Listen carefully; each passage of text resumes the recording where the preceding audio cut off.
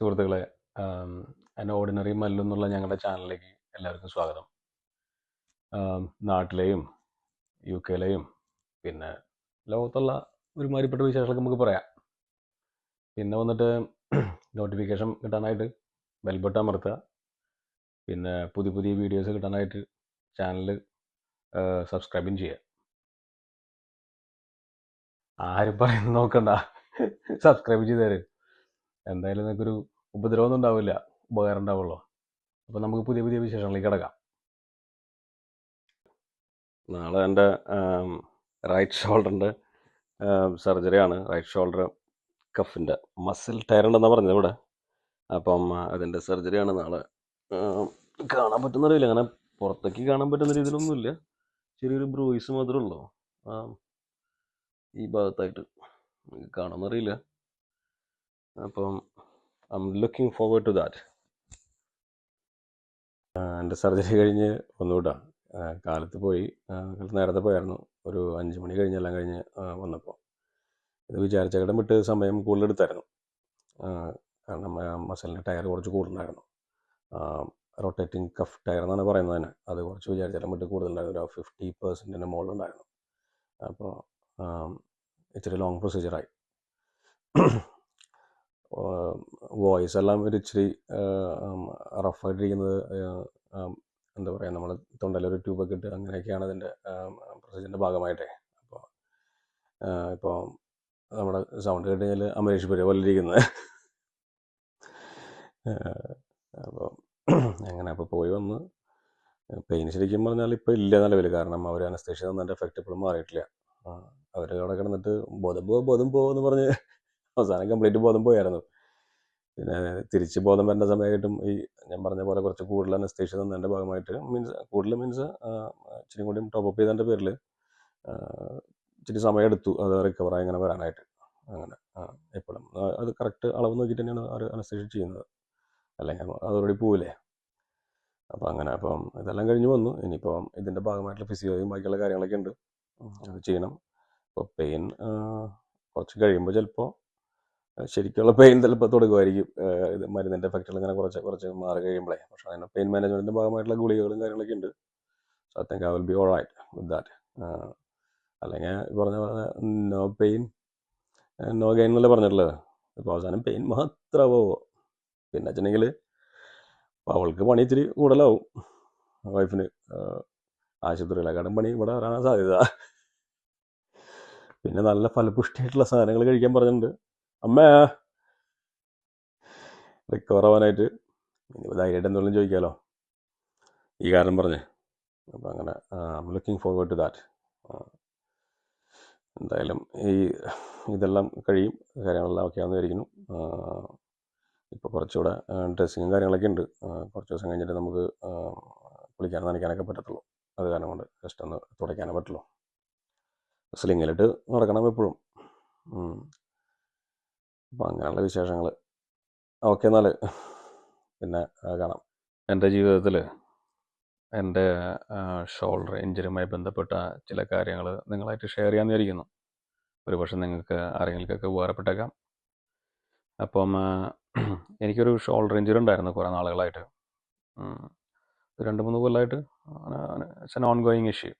അപ്പം ഇത് ഇടയ്ക്ക് ബെറ്റർ ആവും, ഫിസിയൊക്കെ കഴിഞ്ഞ് പിന്നെ വീണ്ടും വേസ്റ്റ് ആവും, അങ്ങനെ പോയിക്കൊണ്ടിരിക്കുകയായിരുന്നു. അപ്പം നമ്മൾ ഇവിടെയുള്ള എല്ലാവർക്കും അറിയുന്ന പോലെ തന്നെ യു കെയിൽ GP നമ്മൾ പോവും, അവരുടെ അടുത്ത് കാര്യങ്ങൾ പറയും, അത് കഴിഞ്ഞ് ഫിസിയോക്ക് റെഫർ ചെയ്യും. ഇത് ഒരിക്കലും ഇതിൻ്റെ റൂട്ട് കോസ് എന്താണെന്നോ ബാക്കിയുള്ള കാര്യങ്ങൾ എന്താണെന്നോ അവർ നമ്മുടെ GPന്ന് അങ്ങനെ ശ്രമിച്ചിട്ടില്ല അവർ.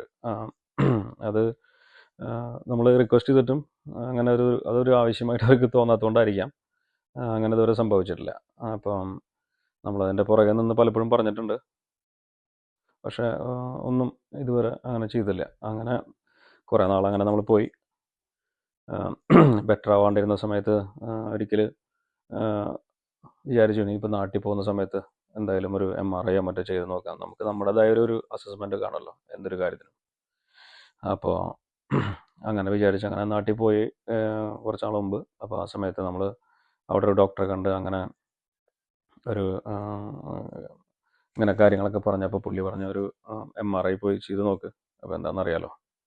അപ്പോൾ MRI ചെയ്ത് നോക്കുമ്പോഴാണ് അതിൻ്റെ സീരിയസ്നെസ് നമുക്ക് മനസ്സിലാവുന്നത്. അതൊരു കാര്യമായിട്ടുള്ളൊരു മസിൽ ടയർ ഉണ്ടായിരുന്നു. റൊട്ടേറ്റർ കഫ് ടയർ എന്ന് പറയുന്ന ഒരു സ്ഥിതി ആണത്. അതുണ്ടായിരുന്നു നമ്മുടെ റൈറ്റ് ഷോൾഡറിന്. അങ്ങനെ സ്ട്രൈറ്റ് അവേ സർജറിയാണ് പറഞ്ഞത്. പക്ഷേ നമുക്ക് അവിടെ ചെയ്യാനുള്ള സമയം ഉണ്ടായിരുന്നില്ല. അപ്പോഴേക്കും നമ്മുടെ വെക്കേഷൻ കഴിയുന്ന സമയമായിരുന്നു.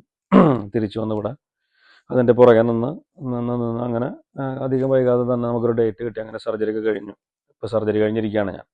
അപ്പോൾ ഞാൻ പറഞ്ഞു വന്നത് വെച്ചിട്ടുണ്ടെങ്കിൽ നമുക്കങ്ങനെ പലപ്പോഴും എന്തെങ്കിലുമൊക്കെ സംശയം തോന്നുമ്പോൾ നമ്മൾ അതിൻ്റെ പുറകെ നിന്ന് കാര്യങ്ങൾ ചെയ്ത് കഴിഞ്ഞാൽ ചിലപ്പോൾ ഇത്രയും വേസ്റ്റ് ആവാതെ ചിലപ്പോൾ കാര്യങ്ങൾ നടന്നു കിട്ടാൻ സാധ്യതയുണ്ട്. ഇനിയിപ്പോൾ ഈ ഒരു അവസ്ഥയിൽ സാധാരണ ചിലപ്പോൾ GP-കളൊക്കെ നിങ്ങൾക്ക് അറിയാമല്ലോ ഇവിടുത്തെ. അപ്പോൾ വളരെ ബിസിയാണ്, പെട്ടെന്നൊന്നും അവർ റെഫർ ചെയ്യത്തില്ല. ഇനിയിപ്പോൾ നമ്മൾ NHS ഹോസ്പിറ്റലിൽ പോയി കഴിഞ്ഞാലും ചിലപ്പോൾ ഒന്നും ഇങ്ങനെ പെട്ടെന്ന് സംഭവിച്ചോളന്നില്ല.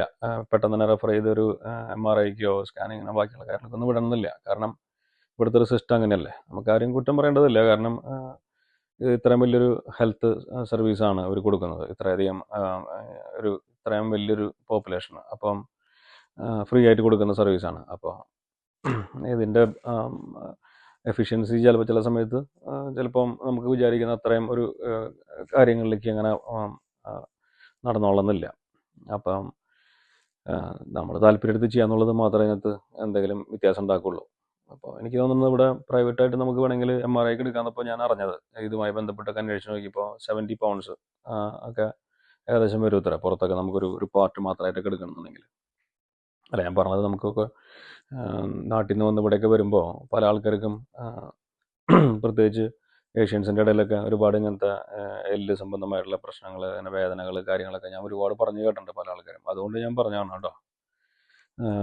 കാരണം വിറ്റമിൻ ഡെഫിഷ്യൻസി അല്ല, വിറ്റമിൻ ഡിയുടെ ഡെഫിഷ്യൻസിയോ മറ്റോ കാര്യമായിട്ട് വരാറുണ്ട് അത്ര. നമ്മൾ വെയിൽ കൊള്ളുന്നതും, പ്രത്യേകിച്ച് ഇവിടുത്തെ കാലാവസ്ഥയ്ക്ക് വെയിൽ വളരെ കുറവല്ലേ.